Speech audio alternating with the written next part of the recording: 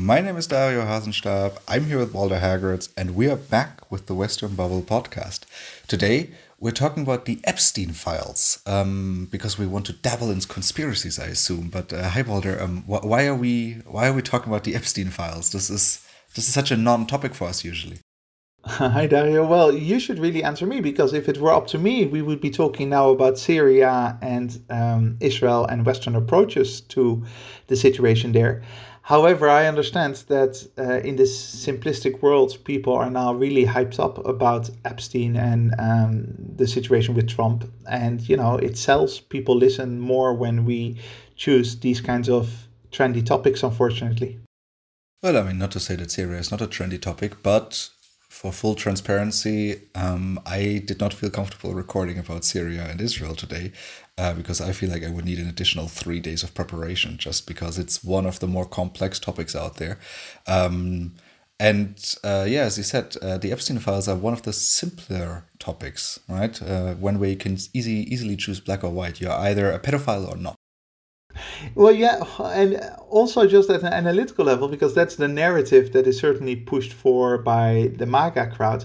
But at some level, it really is about nothing particularly important, right? I mean, important for victims of Epstein, sure. That and it's interesting to see who was on the list, sure, but it's going to be very hard to actually come up with any concrete, detailed evidence of actual abuse based on these documents. The fact that someone flew to the island doesn't mean much yet in itself. So it's basically, in many ways, a non-issue that gets blown out of all proportion because of the MAGA crowd turning against Trump, and that makes it politically interesting. The fact that they turn against Trump might be interesting to analyze from a psychological perspective. But beyond that, in the bigger picture of things, with everything that has happened in the past 5 months, I would argue that this is a very small issue that gets way too much attention. At the risk that someone doesn't know what we're talking about, I do want to take a step back and quickly talk about the topic overall. So we're talking about Jeffrey Epstein, right?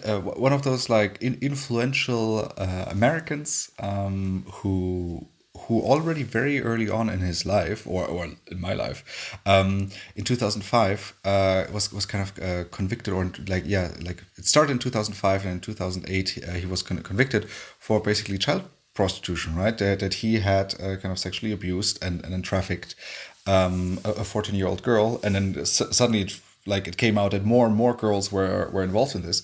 So everyone kind of knew that this is a dodgy guy. And then in 2019, he was arrested again and put in jail because of what they now call like the Epstein Island, right? Where he basically had an island where apparently it's like it seems like, right, it's kind of difficult to see what's real information, what's believed information, but that it was like what we know is that it was this island. He constantly held his sex parties there, right, with underage girls. So we're talking 14, 15, 16, 17, 18, right, maybe also a bit older, kind of flown there, and then also kind of like others, right? So he would invite people to join, and that's what this whole thing is about, right? That there might be a list or not, or there might be some records of what type of people have been on this island, and therefore engaged in sex with minors, particularly in forced sex with minors, so human trafficking, sexual abuse, right, sexual exploitation, and that's, I think, what this whole topic is about. And then that was intensified when a month into his arrest, Epstein was found dead in his cell from suicide, and that's kind of the facts. And from now on, all conspiracy theories, right? This is about how he died, who was on this island, who's trying to kind of protect whom, and so on. Yeah, so it's not fully a fact that he committed suicide. I mean, but it's the most likely scenario. But immediately there were all kinds of accusations of that he had been murdered to keep him from testifying and naming his friends who also went to the island. Of course, look, from a victim perspective, this is an important topic. It is also an important topic to understand how certain circles within the establishment abuse their power in horrible ways. This is the horrible outcome of patriarchal abusive tendencies. All of that was important at the time.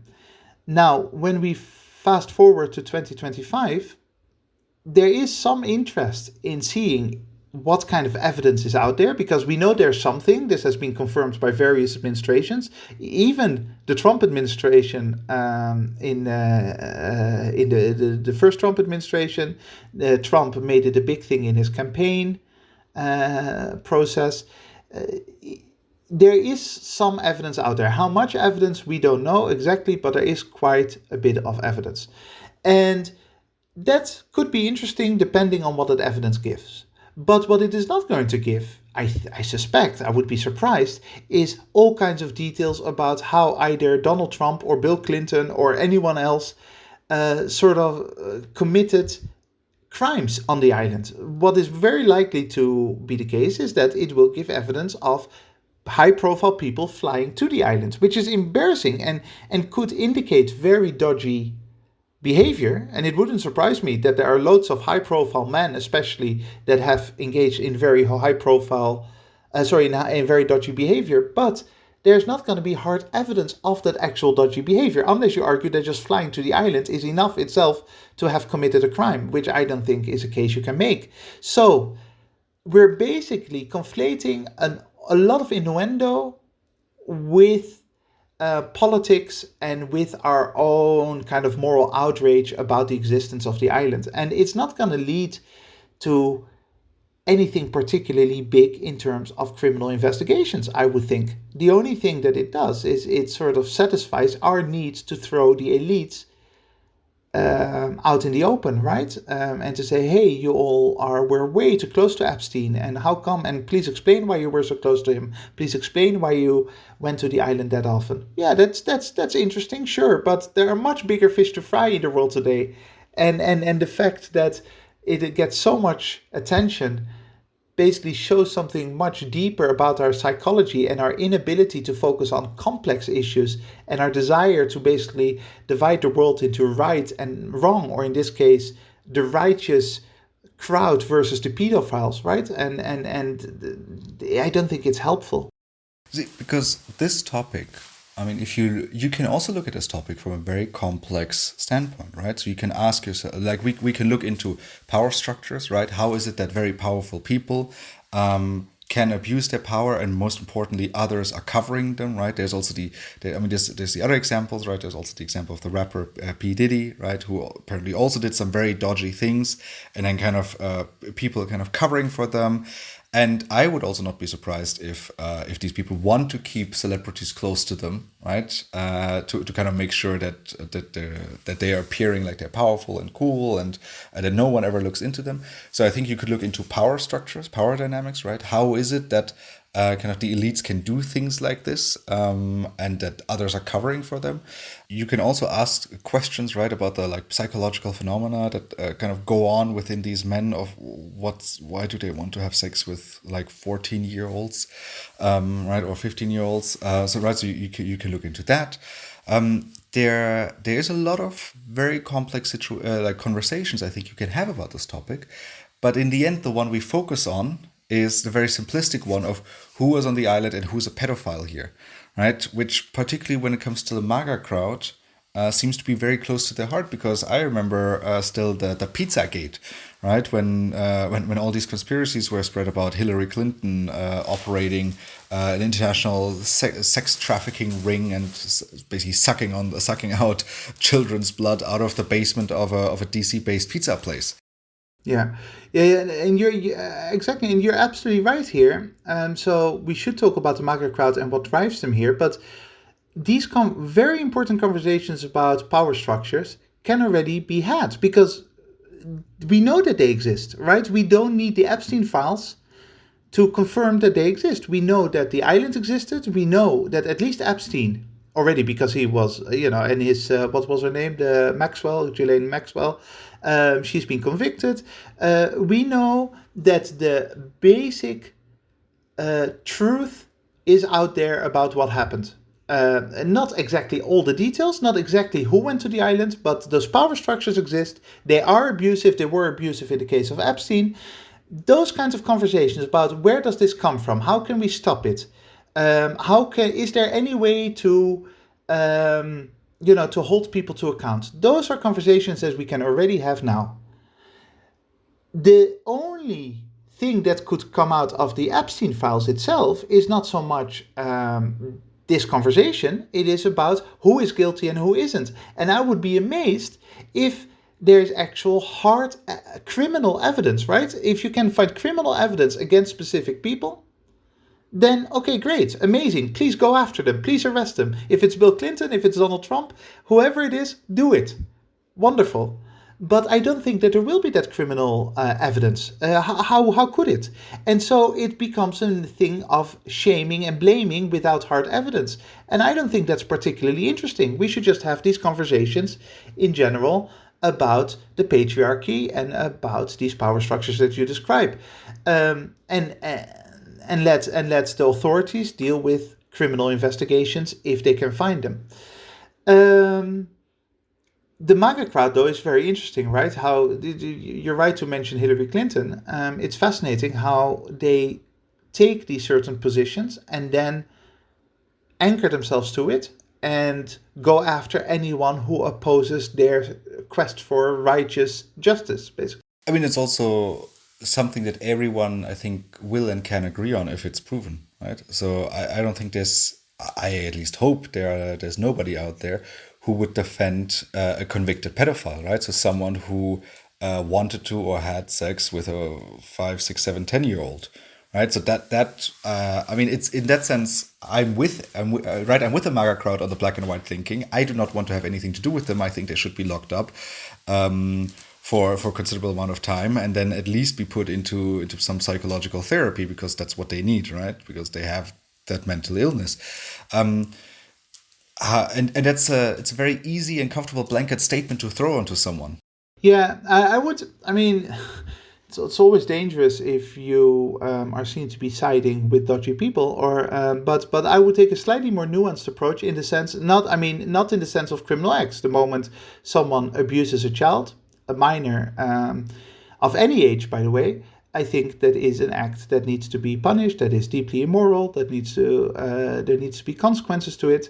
I do think that if it's about actual pedophilia, like the attraction to children, that is a mental illness, and we should differentiate towards people who have those feelings and people who actually act on those feelings. The moment you act on it, you are a criminal, and you need to, if you have those feelings, I would like those people to be able to feel secure enough and to feel comfortable enough to go to a doctor, to go to the system and say, I've got a problem. I have these feelings. I don't want to have them. How can I deal with them? I'd rather have them be dealt with before they commit a crime than after commit a crime. And so therefore, with our language, we have to be a little bit careful, because if we just say, the moment you have those feelings, you're a monster, then they're going to hide and they're going to behave like a monster, right? Whereas if you say, okay, if you have those feelings, here is the therapist, you need to go through rigorous therapy and we need to monitor you to make sure that you don't do anything dodgy in the future, that would be a much more productive approach. But you're right to point out here the ages, because in some ways we kind of need a new word for what the Epstein Island is about, right? And which unfortunately a lot of patriarchal power abuse is about. It's not about the attraction to the childlike qualities of a 5-year-old or a 10-year-old, which is pedophilia. It is about basically being attracted to young women, sometimes men, but typically women that are underage, but it is not the same as medical pedophilia. And so by amalgamating that into one term and not separating it, it becomes such a simplistic black and white thing, right? Technically, if you go down this line, then a 19-year-old having sex with a 17-year-old engages in pedophilia. Well, I don't think that is useful, right? We need some other term for that. We need a term for incredibly dodgy, criminal 60-year-old man sleeping with a 15-year-old girl. But I just, let's call it something that is more appropriate rather than just calling them pedophiles. I mean, maybe our listeners are more informed on this, right? And do know a term like that. I mean, I regularly discover, right, any philias or phobias or whatever, right? So it might exist already, but I do think it's also useful to differentiate between that. I mean, not making it any less No, horrible. no, it doesn't take any moral judgment away from it, right? It's just as bad. It's horrifying. I mean, it gives me, to be honest, it also gives me the creeps if you read about a billionaire dating a 22-year-old. I think that is, it's not illegal, but it's incredibly dodgy. Uh, so basically, it's not about being less or more upset about it. It is just about analyzing what is going on, right? And there's a very significant difference between a man being attracted to a 5-year-old or a man being attracted to a 15 or 16-year-old. It's a different problem. It's both an enormous problem. It is both something that should be investigated, and if it happens, they are criminals and they should be prosecuted, no doubt about it. But if we all throw it into a simplistic black and white, it's all the same kind of thing, we lose our ability to understand the reality of what we see in front of us. A little bit like the way that people have been using genocide. And for anything like genocide, the moment you kill a lot of people, it's genocide. No, not quite. Genocide has a specific meaning. And let's find another word for that other thing that's happening. Ethnic cleansing or whatever it is that we observe in front of us, right? So talking about billionaires who are attracted to 16-year-old girls, let's talk about Donald Trump. Because I mean, so he's one of the central players at the moment, right? Why this topic is becoming so big? Because this happened back in 2019, and it's only becoming an issue now. And one of the reasons why it's becoming an issue is because he partly campaigned on this. And he partly said that, oh, the deep state, the elites are hiding the Epstein files from you. The moment I get into office, I will release them. Why he didn't do it when he was in office the first time, that's still like a question that I haven't received an answer to yet. But all right, he campaigned on this, and particularly, right, a lot of his platform was influenced by that, right? Because he appeared on a lot of those broadcasts, right, those podcasts by some less intellectual men, maybe, who like to make incredibly complex things very easy. And there it was always a question, always a topic, right? Also from his crowd, also these right-wing MAGA influencers really drove this topic. And they actually started their administration by handing out big binders to some of these right-wing influencers with not very interesting information in there, basically publicly available information. But it was a platform that people ran on. And now, suddenly, Donald doesn't want to release the files. And that, of course, leads to a whole another level of conspiracy theories and actually a little bit the implosion of the MAGA movement. Because, I mean, something we've seen before during the fight between Elon Musk and Donald Trump. That's also when Musk, for the first time, brought up that, oh, Trump is in the files. And now we kind of see that further erosion of the bubble or explosion of the MAGA bubble, at least. Yeah, so there are the two actors that are fascinating to analyze, Trump and the Trump administration and the MAGA crowd and how they work together, or at the moment have a standoff against each other. It seems to me, and this is purely speculation, of course, that Trump, during the election campaign and even the early stages of his administration in January, assumed that it wouldn't be too bad for him because he made it a really big deal in his campaign. Like, of course, he was asked once, are you going to release it? And then he was already, this was I think from December or November, and all of a sudden he became a little bit more iffy about it because he understood that he had won. But certainly in the election campaign, he made it a big deal. I'm going to expose all of it. I'm going to open it up because my movement wants that. Probably not realizing how it would be a problem for him personally. And then at some point he must have actually seen the files and he must have thought, hang on, actually this could be a real problem for me. I look like a sexual predator. Because he is obviously, allegedly. I look like someone who... you're saying, I disagree with the word allegedly. yeah, no, I mean, just in case someone wants to sue us. I mean, I don't have the evidence in front of me, but I would be surprised if he's not. Anyway, he must have seen the actual evidence there and he must have thought, okay, this cannot be released because this is going to be too problematic for him. And then he did an enormous U-turn. I think that's what happens from his perspective. Like when it was far away, when he wasn't president yet, it seemed like an easy thing to do. And now all of a sudden he doesn't want to be exposed like that. That is the most obvious explanation, in most likely scenario. Now, The MAGA crowd is interesting here because I think in some ways commentators don't really fully properly understand the MAGA crowd. I think the MAGA crowd at some level see themselves as deeply good, righteous people, right? They see As themselves everyone in life, right? as almost everyone, except for the few sociopaths and psychopaths who don't care about righteousness and morality, who just, live their lives as they do. But by far, the largest number of people around this world wake up in the morning thinking of themselves as good people. And the MAGA crowd feel that they're doing the right thing. And they cling on to Donald Trump as their leader, not so much because of the content that he provides, because he doesn't provide much content, but because of the symbolic nature of him and anti-establishment and that kind of thing. But more than anything, they cling to basic moral, simplistic values. And one of those is the very hardcore. I'm not talking about, having doubts about abortion or anything, but the hardcore pro-life position, like every day thousands of babies are being murdered because of abortion, right? The people who just, which is, that kind of position, like the Democrats are child murderers for allowing abortion to take place, which is, of course, an incredibly simplistic position, whereas the reality is much more complex and nuanced than that. And the same is with the Epstein files, because it allows them to identify as the easiest moral positive you can, anti-pedophilia.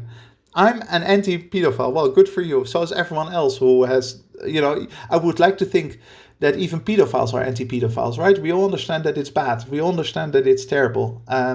And so they cling to that, and they say, I need to anchor myself to this. My identity is connected to being this crusader against pedophilia.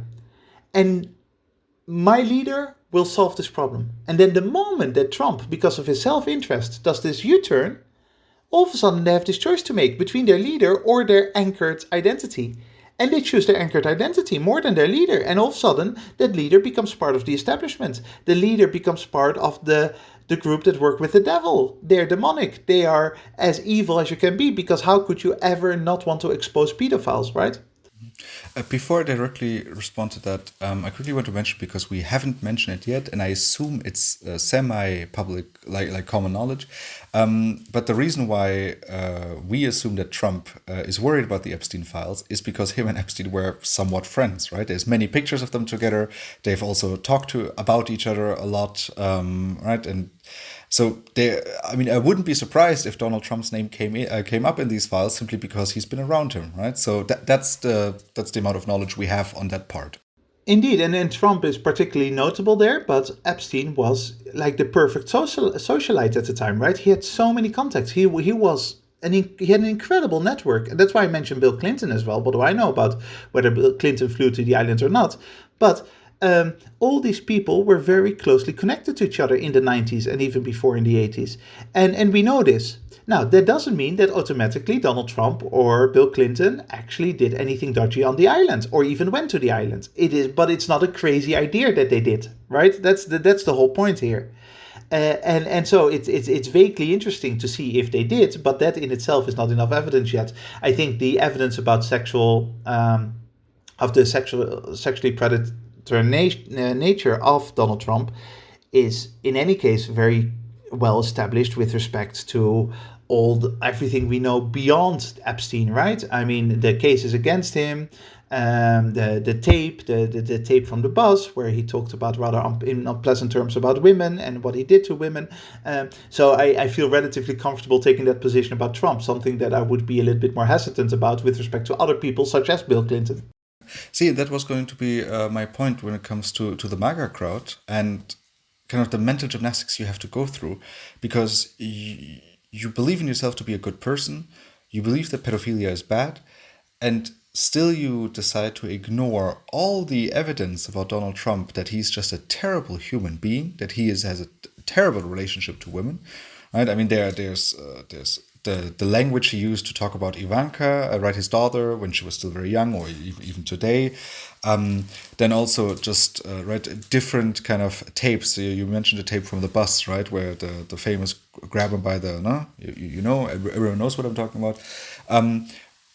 And right, there's an overwhelming amount of evidence that Donald Trump is a sexual predator. That's the reason why I shook my head earlier when you said that, right? I believe there is enough evidence for me to conclude that Donald Trump is a sexual predator. And yet, at that point, it didn't bother the Trump crowd, right? It didn't bother them because, and he famously said, right, I could shoot someone on the street and these people would still celebrate for me. So I think what kind of happened here is partly, of course, the pedophilia, right? That is just their worldview, but also, and I think more importantly, right, the cult-like behavior they have against the deep state, against, right, the elites trying to cover things up. And Trump was always the guy who was going against the elites, what I think made him so particularly appealing to the MAGA crowd, right? Because he always stuck it to the man, and I always remember this part during I think it was the second debate between Trump and Hillary Clinton. Right, when Trump was asked by the moderator about kind of like whether he has taken any tax loopholes, and he said, yes, of course I have. I would have been stupid not to. Just like all of Hillary's friends, right? Because she is the one who created them. And that was so powerful, and because it's really stuck in my mind. And I think that's kind of what speaks to the MAGA crowd. And now that he, for the first time, is the guy who is not releasing this, releasing that, right? Now that he's he's not putting sugar back in Coca-Cola, which that's the usual Trump things he does. But no, now for the first time, he's going against what they kind of believe in, and that's draining the swamp, going against the elites. Yeah, and I would say it's more than just believe in, something that is fundamental for their self-image, the way they wake up in the morning, right? That very simplistic kind of fight. Now, what you just said is the conversation that the media should be having about these power structures. How is it that the Clinton children, and so I'm sorry to mention Clinton so much, but because it's such an obvious case here, the Clinton children were friends with the Trump children. Do you know the answer is because they're all mixed together, unless it gets exposed or unless the political differences become too big. I would think that right now Hillary and Donald don't really speak anymore together, but in the 90s they absolutely did, and their children knew each other, socialized together. It is a very incestuous elite crowd. And there, by the way, the MAGA, even though they deal with it in a very simplistic and kind of destructive way, the MAGA crowd has a point. There is some kind of dodgy elitism and establishment dynamic going on, with Jeff Bezos partying with Mohammed bin Salman, the Crown Prince of Saudi Arabia, and those kinds of things. It is a very scary world, and those are very important conversations to have. But we don't need the Epstein files to have those conversations, right? It's the Epstein files are just they feel like they satisfy our need to go after just individuals specifically, as if that one specific individual, that one Bill Clinton or that one Donald Trump is the problem, whereas it's a much bigger structural problem. Well, and it's also, I think it fulfills our basic human need for gossip, for chisme, right? For kind of saying it. And I mean, conspiracy theories are nice to dabble in. I mean, so talking about this not on a podcast, right? Talking about, oh, this is conspiracy, but when you're sitting together with your friends at night, having a glass of wine, and you're like, oh, what's the craziest conspiracy theory you believe in, right? It's one of my favorite questions to ask in social circles, because it's just fun, right? And everyone kind of treats it lightly. But when it comes to the whole Epstein thing, right? I mean, we talked about his death, right? I mean, there is, and I asked you before the episode, I asked you, I was like, Boulder, do you believe that, right? Do you believe the story about his death? Because there's circumstantial evidence that could fill some gaps, right, that are left out there and that we could believe, oh, something dodgy happened. And I think the more powerful thing is that this supposed list hasn't been published yet, which means you can basically write your opponents on there, right? So that's what happened with the MAGA crowd. They said, all these Democrats, and now actually that kind of the left-leaning side of the crowd has realized that Trump is on there. Suddenly they are very interested in the Epstein file, saying, oh, release them because we want to see the Donald on there, right? So it's easy. It's the reason why we watch stupid shows. Well, I don't, but why we watch stupid shows like Love Island, right? We kind of want to have that voyeuristic aspect of our lives and that need fulfilled. Well, this also links back to some other episodes that we have had in the past couple of months. The fact, whatever gets released now, because when we're recording this now on Friday the 18th, of July, and Trump just announced that he does want to release some of the files under pressure from the MAGA crowd, right? But what is different now compared to, let's say, 10, 15 years ago, is that we really cannot trust anymore the information being given by the US government. So if you look at the war on terror and George W. Bush, they did some very dodgy things, even criminal things, internally, legally. They broke the law a number of times. But when documents were produced by the Justice Department, you could generally still trust that those documents were truthful, at least to the best of their ability, because the Justice Department would be independent and would fulfill its duty in wherever the evidence led. Now, whatever gets released, if they do release anything, because Trump has just announced that they want them to, can't be trusted anymore because the whole system has been corrupted. And that leads to exactly these kinds of conspiracy theories, right? The moment that you say we cannot trust the authorities to honestly provide the information that they say they are providing, to honestly produce the documents that exist, instead of altering those documents, unfairly redacting them, producing fake ones, the moment we cannot trust them to behave properly anymore is the moment that any conspiracy goes, because we no longer have a foundation of truth. We no longer know what is real or not. And that is a major change between 2005 and 2025. It is a major change in how we need to deal with US information coming out about these events. And that is incredibly scary. That's another really big conversation to have. How can we trust anything that it comes out of the US government at the moment? Which goes back to another topic that we have been discussing at length in the past, is that good institutions are a little bit more important than good policies, right? Is that we need to be able to trust the courts, the division of power, the division of the church and state.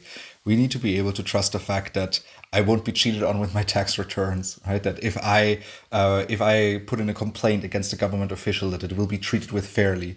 Those are things that are really, really important. But those are also, unfortunately, the aspects that we've been criticizing a lot because they've been eroding.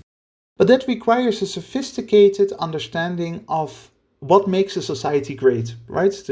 The sophisticated kind of understanding that, yes, you have your political views on whatever it is, even things that are so important as abortion, or I can understand that they're fundamental to you, but first, you need to have that respect for institutions, because if you don't have that respect for institutions, any discussion about abortion, any policy making about abortion falls flat. It becomes irrelevant. You need that framework at the foundation of society that works and that we can trust. And that is, again, where the MAGA crowd completely misunderstands what they're doing. It's not out of ill will, I believe, that all those millions of people carry their hats and support Trump until the Epstein situation, at least. It is simply that they don't understand the nuance, or they don't want to understand the nuance here, and that there is something more important than your will being done. There needs to be a well-functioning society at the core of that. And if you don't respect that well-functioning society, then your future is going to be damned. You're heading towards a very dark place, and everyone else as well. It's that kind of simplicity, though, that kind of explains, I think, also what you mentioned before about why the MAGA crowd accepted Trump's behavior and everything we know about his personality-wise with respect to women, his behavior towards, his unethical behavior towards all kinds of people.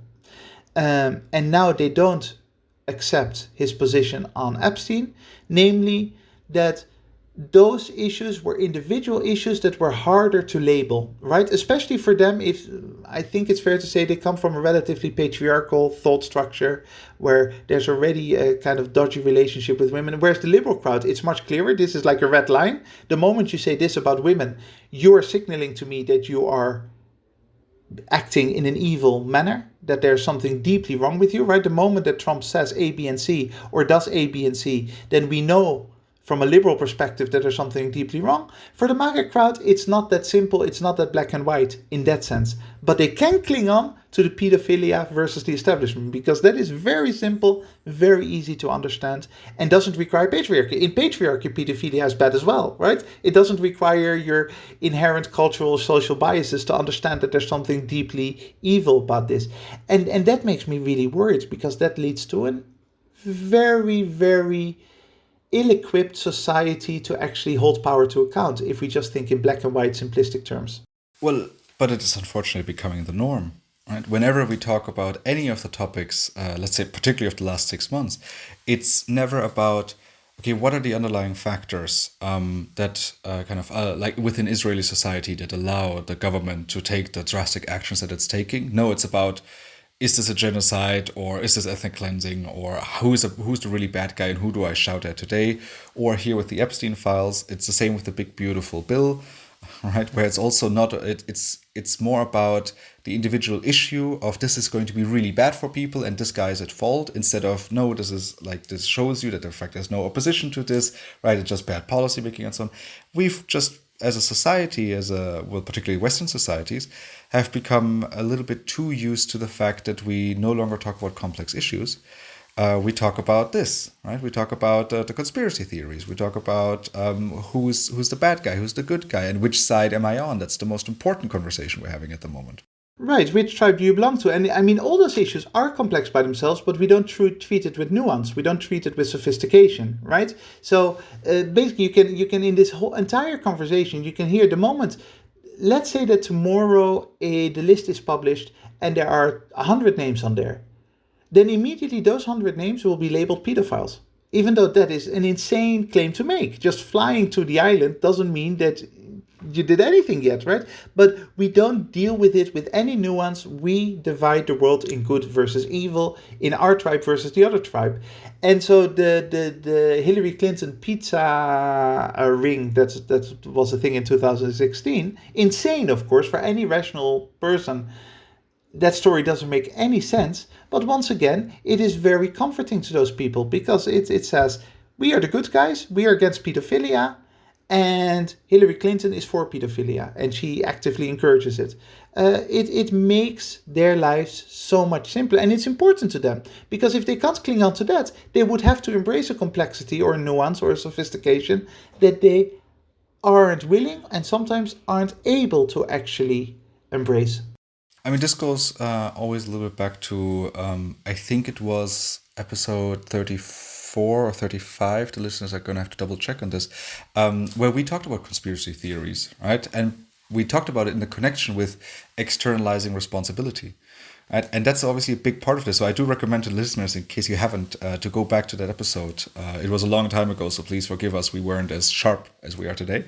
But I think it was one of the more important episodes that we did, right? Because, of course, conspiracy theories make it so easy. It's the elite, those pedophile elites, because they are eating pizza in Washington, D.C. That's the reason why here in my home, the school system isn't working, and there is no public transportation, and so on and so forth, right? That's the reason why my life is miserable.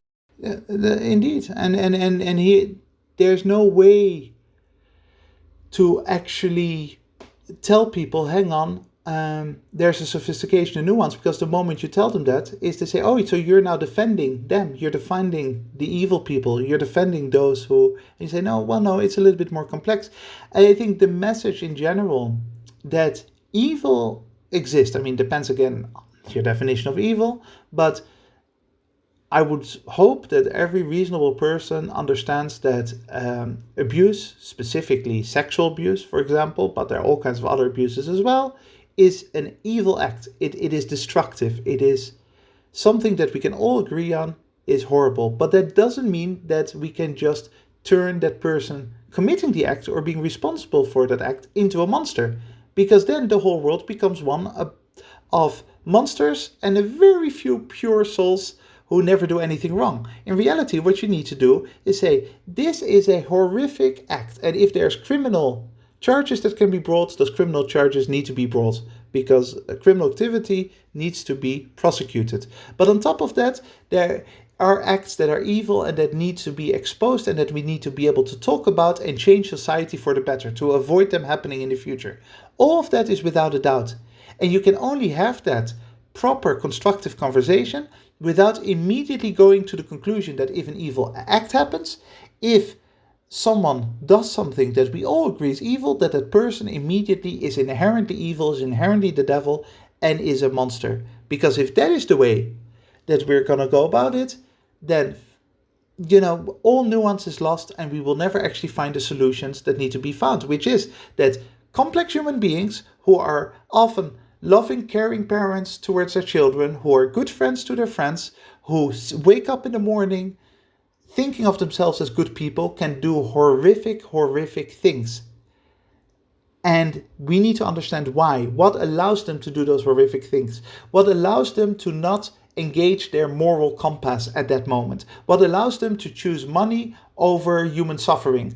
What allows them to choose power over the immorality of abuse? Those kinds of questions require serious conversation that are not allowed in 2025, where extreme tribalism seems to dominate the media and the general discourse.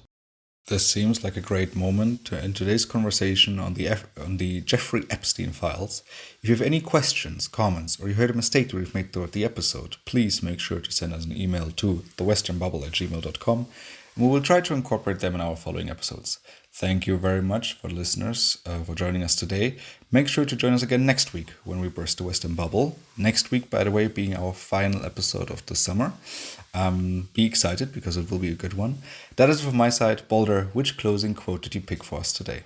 Well, talking about complexity, I chose a quote from Pierre Teilhard de Chardin, who was a French Jesuit and scientist, but also with a little bit of a, let's say, morally iffy track record when it comes to certain issues. But that doesn't mean that we can't quote him. And this is a quote that shows exactly the problem where humanity, if things go well, would embrace complexity and become more and more aware of who we are. But unfortunately, at the moment, we're doing a U-turn and we're turning towards greater simplicity. And therefore, we should doubt the sustainability of our human future. And the quote goes, "Humanity is still advancing, and it will probably continue to advance for hundreds of thousands of years more, always on condition that we know how to keep the same line of advance as our ancestors towards ever greater consciousness and complexity."